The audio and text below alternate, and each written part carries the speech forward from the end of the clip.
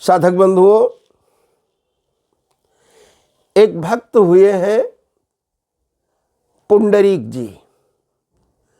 पुंडरीक जी ने अपने माता पिता में परमात्मा के दर्शन किए। माता पिता की सेवा परमात्मा की पूजा की तरह किया। आजकल बड़ी हंसी आती है कि घर में जन्म देने वाली माँ छोटी छोटी बातों के लिए रोती रहती है। बच्चों के पास टाइम नहीं होता है उनसे मिलने का। उनकी छोटी छोटी जरूरतें बच्चे नहीं पूरी कर पाते हैं। और दूसरी तरफ वो जाते हैं माता वैष्णो देवी में या अन्य किसी देवी माँ के स्थान में अपनी हाजिरी लगाने के लिए।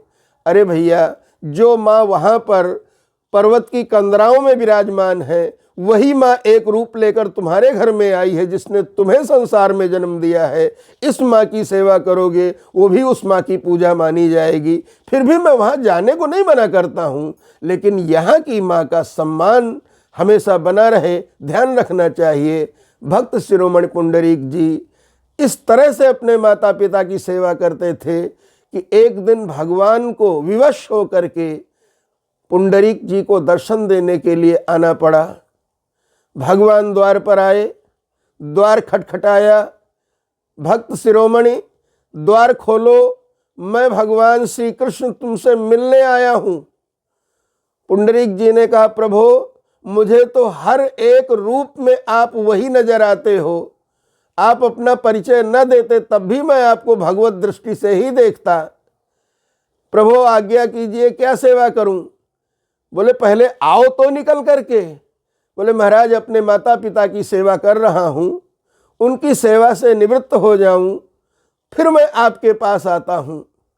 और पुंडरीक जी ने एक ईंट बाहर खिसका दी कि आप इस ईंट पर विराजमान हो जाएं। उन्होंने कहा, पुंडरीक, तुम्हें पता नहीं है मैं भगवान हूं, मेरे पास इतना टाइम नहीं है कि मैं तुम्हारा इंतजार करता रहूं। बोले, प्रभु, तो आपको बुलाया किसने था? आपके पास अभी टाइम नहीं है, चले जाइए। लेकिन मुझे एक बात का विश्वास है कि आप अपने भक्तों को छोड़कर जा नहीं सकते हैं। ये आपका स्वभाव है कि आप हमेशा जिसको पकड़ लेते हैं उसको कभी छोड़ते नहीं हैं। यही तो आपकी भक्त वत्सलता है। और प्रभु, मैं अपने माता पिता की सेवा आपकी पूजा की तरह कर रहा हूं, एक पूजा अधूरी छोड़ करके मैं कैसे आऊं? भगवान विट्ठलनाथ जी पुंडरीक का इंतजार कर रहे हैं।